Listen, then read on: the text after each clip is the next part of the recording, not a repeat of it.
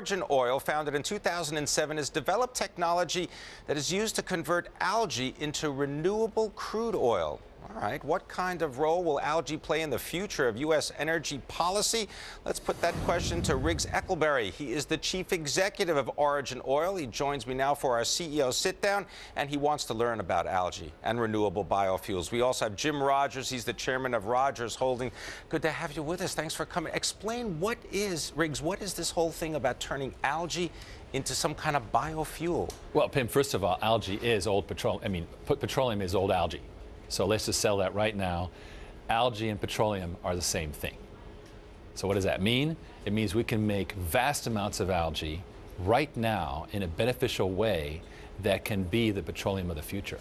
But go ahead, Jim. What does it cost? What does it cost? What does it cost to make a barrel of oil from algae? Well, glad you asked, because we just completed a study that showed with all the new technologies at a proper footprint, you're talking $2.28 per gallon for an algae blended fuel for diesel or gasoline, right there made at the algae plantation. Wait, a gallon of gasoline, I can go into the gas station, and for $2.20 per gallon, I can fill up my tank. Well, that's the production cost. You got a marketing and distribution cost on top of it, but it's not a lot more. So it really is a profitable way to go.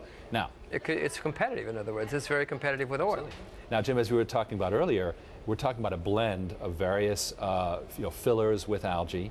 If you're talking about pure algae, it's around $5.44. Not quite, but you know, that's a big leap from what it was, which was $20 or $30 a gallon not too long ago. But so it's subsidized. The production of oil from algae is subsidized by. Well, it certainly is. Now, what is profitable today for the algae industry is fine chemicals. And that's, you know, the most profitable part of the petroleum industry is the chemicals. And this is where I think algae is just going to cut off the head of those profits and make these great, sustainable chemicals at a good price and make a lot of money. Griggs, if this is such an easy concept to get your mind around, why isn't everybody doing it? I mean, isn't it technically difficult? Exactly. The big problem has been that algae lives in a vast amount of water, 1,000 to 1 water to algae.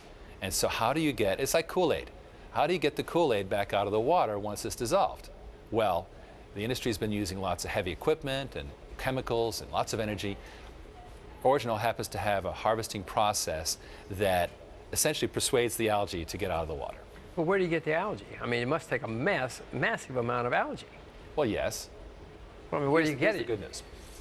Algae loves bad land, bad water. It loves CO2. You can put it pretty much anywhere and it'll grow, and it has a daily harvest.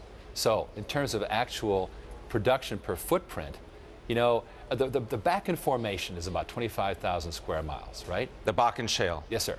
On that footprint, you could make half the world's petroleum every single day with algae. But you got to have water, that much water. It can come out of the aquifer. It can be saline. It can be wastewater. It can be ocean water. It can be water of any kind.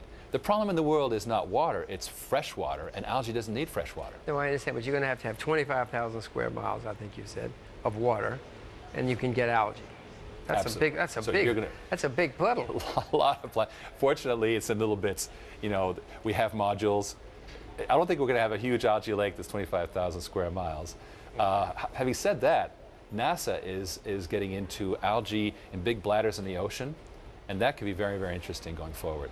Riggs, what's the time frame for this? I mean, I know that the U.S. Air Force is interested in introducing some kind of bio-blended fuel into its aircraft. When is this all going to happen, or is this still just pie in the sky? It's happening now, because this decade, the U.S. military is determined to go to 50% alternative fuels. They're going to make it happen. If they could have all algae, they'd do it, because it's so high quality, it's just like petroleum. But for now, they'll settle with a blend, and over time, the algae quantities will increase as a percentage. But to Pimm's point, if you were given all the money in the world today, how long would it take you to produce 100,000 barrels of oil a day? A Manhattan Project? Right. Within a year. Within a year? Absolutely. You could have the water and you could have everything? Wow. Yep.